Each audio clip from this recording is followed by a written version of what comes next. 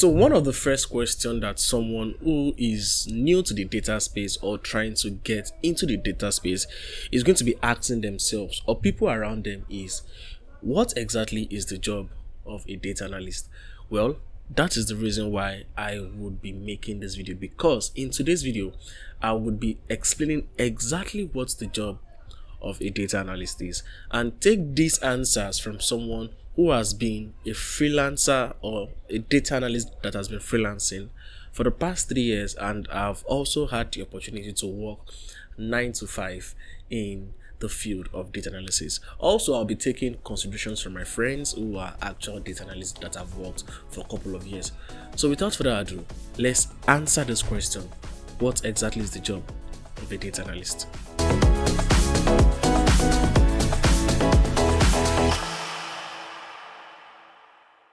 So we need to understand the fact that the job of a data analyst is still the same thing regarding of how you do the job. So by how you do the job, I'm talking about how you work, because as a data analyst, you can either work as a freelancer data analyst or you can work in the world of 9 to 5. And like I said earlier on, the way you do your job as a data analyst it remains the same.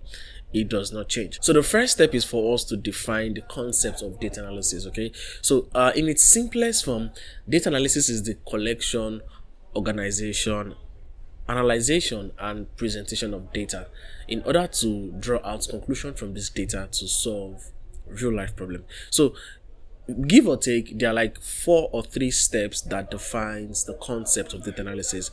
The first is to collect your data set. The second is to prepare your data set.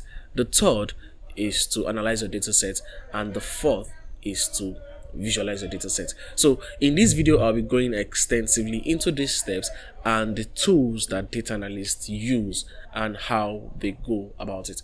So the first step of data analysis is to collect your data sets, because the basis of data analysis itself is data. It has data inside its word, right?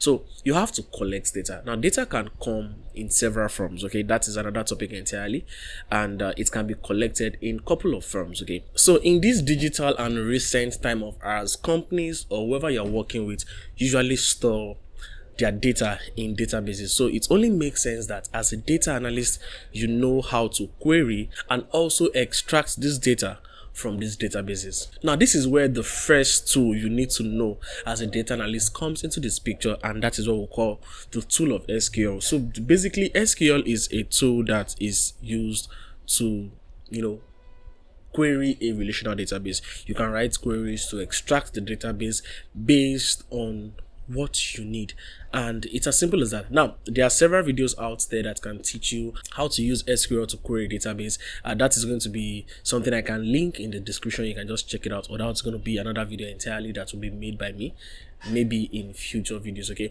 now you might be lucky that the data team that you are, okay, they have a data engineer. Okay, and the job of a data engineer is different from the job of a data analyst. Also, although sometimes these two jobs kind of like, they have I won't say a thin line, but there's a time that they intersect, and that is when it comes to databases. Okay, but a data engineer is basically someone that creates pipelines most times for you to be able to siphon data and create these databases. So most times an engineer will create pipelines for databases, and the data analyst will kind of extract and write queries that will use to take data from these databases. But if you are lucky to have a data engineer in your data team, then the data engineer in quotes can help you perform the role of querying that database, and they can just provide you the data set that you need. So I'm not saying that for every data team, for every industry you find yourself, there's going to be a data engineer in your data team. No, but there's a chance that you as a data analyst, you might not only be querying a database, but you might sometimes be performing the duty of a data engineer, which means that you might be creating pipelines. But on the basic level, as a data analyst, you need to know how to use SQL to query a database. Okay, now the other way that you can collect data is the non-SQL way, in quote. I like to call it that, and that is when you collect data the in quote the old way. It's not really old way, but then that's just the way I like to put it, and that is when you perform survey, customer analysis, you want to do some sales analysis, you want to interact with your people, your clients, and you want to know how they feel. For example, there are times whereby probably after doing a job for a customer, you can ask them, okay, so what do you feel about services? These things happen in restaurants. After buying a food or using the restaurants, they ask you a couple of questions just to know how you feel about them. So you can also collect data using the survey method. Now in this case, you have to have a bit of knowledge when it comes to designing surveys and questionnaires, so a bit of research analysis comes into the picture.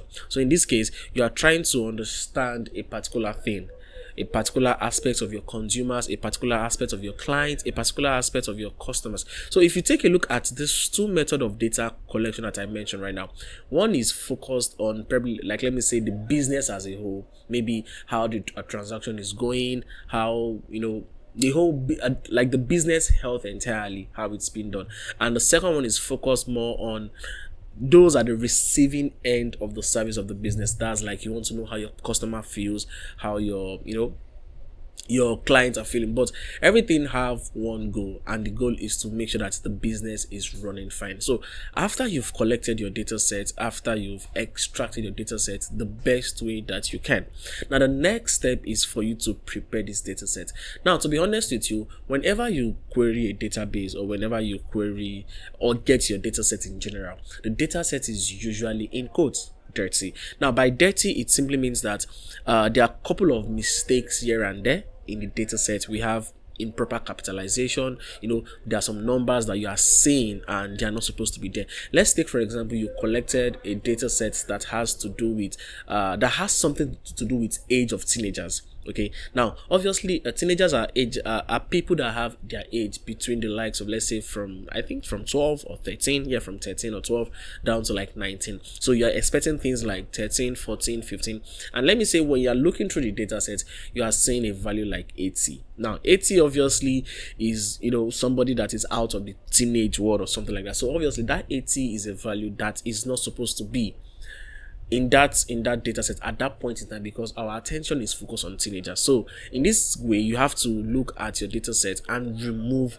values like that, which in this case we call outliers. Okay, this is another topic entirely that we can actually work on. So all of those things, you have to do them, like checking for duplicates, inputting the right spaces rather, the capitalizations. You also have to check for errors and all of those stuffs. Now there are a couple of tools that you can actually use to clean, in quote, your data set, because it's a dirty data set obviously. Now we have the likes of Excel. Now Excel also have this specific aspect of it, which you call the Power Query. So Power Query is a tool, in quotes, in Excel that you can use to like clean your data set. So we have Excel can be used to clean your data set. We also can use Python.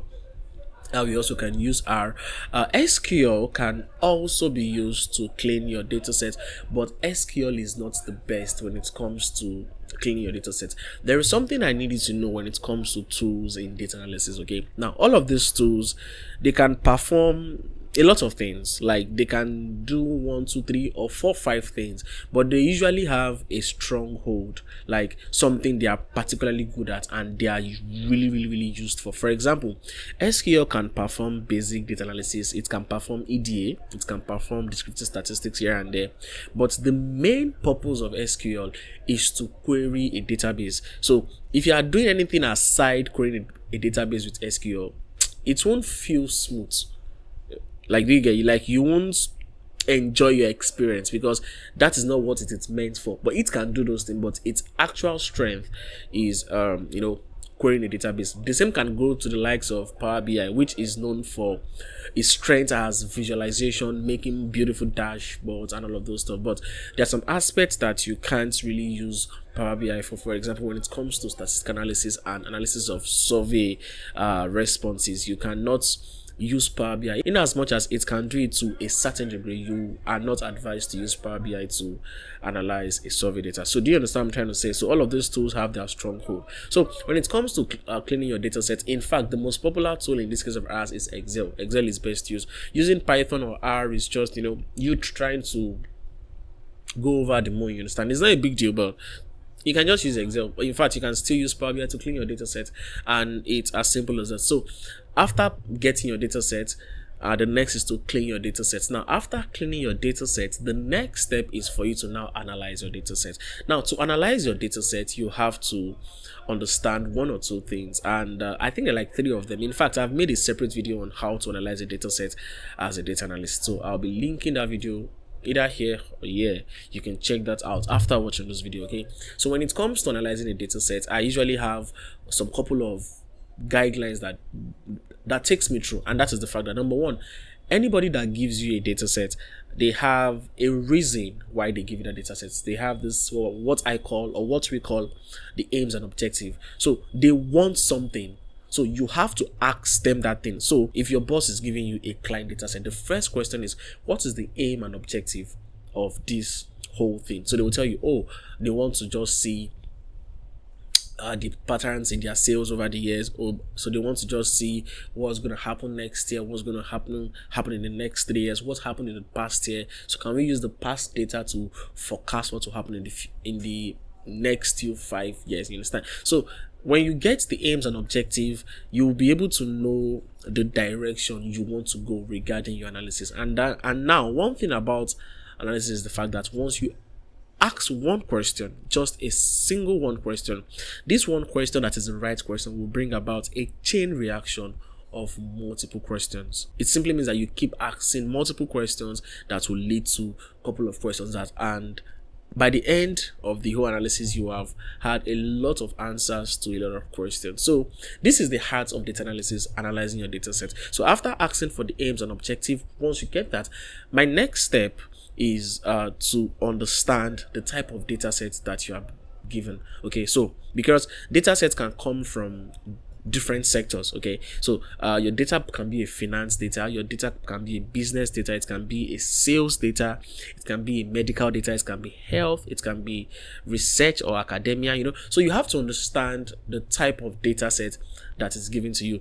Maybe you might need to understand one or two things when it comes to domain knowledge. Okay, it's very important. And after understanding the type of data set that you have, it's time for you to enter the data set and understand the variables that makes up those data sets, that is the columns that makes up those data sets. So like I said, I've made a separate video on this that talks extensively about this aspect, so you need to go check that out. So after analyzing your data set, you already have some insights, you have a lot of answers to give us. It's time for you to tell a story and communicate your insight to whoever gave you the data set at the first instance, maybe your boss or the client or just the owner of the data set in quotes. And this is where your communication and storytelling skills comes inside. So as a data analyst, you need to know how to tell a story regarding the insights that you got from the data set. And this is where the concept of visualization comes into the picture. Now, as a data analyst, we usually assume that the end users of the insights that you get from your data do not understand anything technical in your analysis. You must find a way to break it down into the simplest form, and one of the ways to break down tough concept or technical concept is the usage of pictures like bar charts, pie chart, histogram. You want to talk about the fact that there is an increase in sales over the years, or a decrease in sales over the years, or this year has more sales. The best way to do that is to use a bar chart or a pie chart or any of the data visualization tools that we have out there. I actually have a video about the concept of data visualization for a data analyst. You can also check that out. I would be linking that video either here or here, and you can check it out after watching this video. So basically, you need to know how to visualize your data set. You need to know how to create dashboards, okay? In the sense that your dashboard is like, in quotes, this report that you will submit to the stakeholders or the owner of the analysis, because when they look at it, they just want to know what is happening. Are we making profit here or not? They are not concerned about how you use Excel to clean your data set, or how you use Power BI to do this, or how you use SQL to query. They are not concerned about that. Their own is, we gave you a data set, so tell us, how are we doing? At what condition, or what is the health condition in quotes of our business? Are we doing well? Are we doing fine? Are we on a bad track? That is just all they want to know, and that is something you will present in your dashboard. So it all still ties down back to the aims and objective. Once you understand the aims and objective of the stakeholders, in quotes, of the owner of the dataset, you would be able to present an insight, a summary, a story, and communicate it to them in a way that they will understand and they will enjoy. So that is the basics of data visualization, your communication skills, and storytelling skills. Now, and that is just the job of a data analyst. And other ones, little ones, might include interacting with a couple of team members, because like I said earlier on, in a data team that works in a company, you might not be the only one. Okay, you might not be the only data analyst, actually, to be honest. So you might be like two analysts, and they are going to be like other people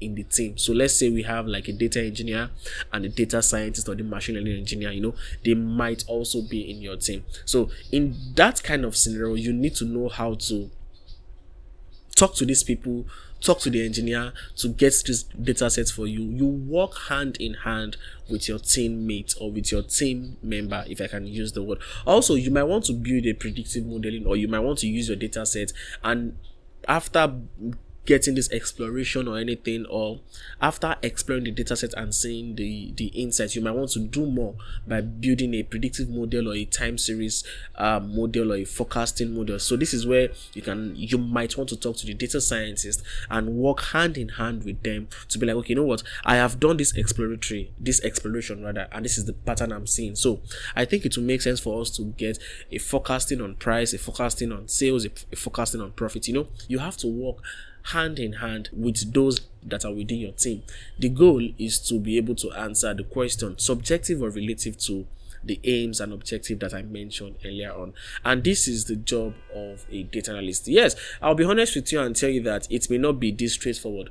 There are some times whereby you might find yourself in the job position of a data analyst, and the jobs you are doing or the work you are doing is sort of similar to that of a data engineer, and at the same time is similar to that of a machine learning engineer, because I've seen job where a data analyst is building models and he kept asking himself, but this is not data analysis. Okay, yes, it actually works like that, but it's an opportunity for you to learn on the job, but in the basic way or the right way. This is the responsibilities that we attach to the role of data analysis, or I can say somebody that is a data analyst. If you learned something new from this video and you enjoyed this video, please don't hesitate to give this video a thumbs up, and also subscribe to this YouTube channel. Do you have some questions for me? You can drop those questions in the comment section. I will be willing and be ready to attend to all of them. Thanks for making it to the end of this video. Now, do you need a statistical playlist that can aid your data analysis journey? I have a video right here that can help you out. So we'll see you in the next one, and bye for now.